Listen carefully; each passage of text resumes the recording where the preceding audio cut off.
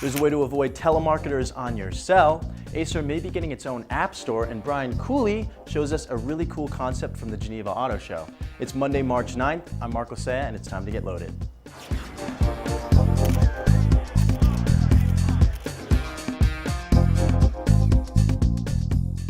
If your cell phone has fallen victim to the onslaught of relentless telemarketers, White Pages can help.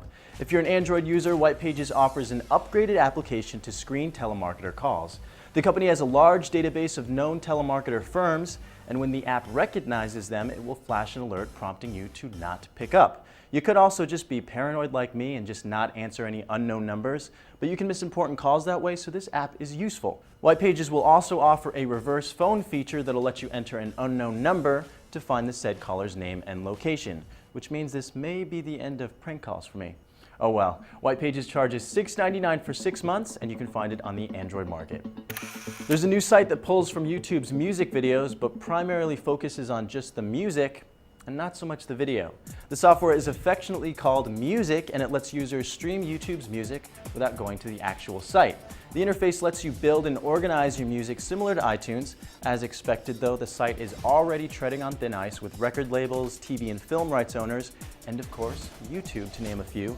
The program was designed by a 15-year-old boy and his father, and while they claim they've made sure to comply with YouTube's API, all the record labels will very likely expect compensation if this were ever to be legit.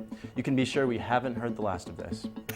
Brian Cooley covered the Geneva Auto Show last week, and he got to check out a really cool concept from Muziic. It's called the Quant, and the car's entire exterior is one giant solar cell. Take a look. So supercar specialist Muziic of Sweden rolled out this Quant concept at Geneva. Electric and fast. It has an electric motor at each rear wheel to get you to 60 miles per hour in a little over 5 seconds.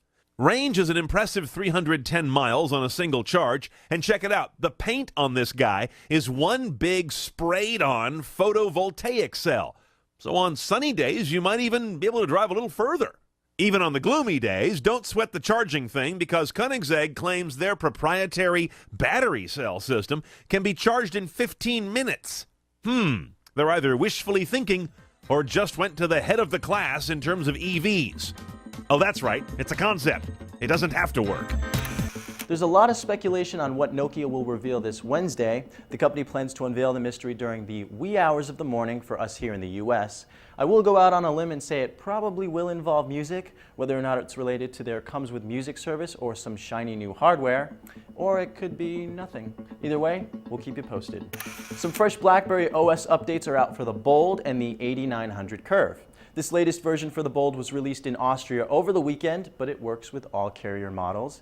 The Bold's update is said to enhance browsing and add memory with some other improvements. We don't have detailed specs on the 8900 Curve update, but if it's anything life-changing, we will surely let you know.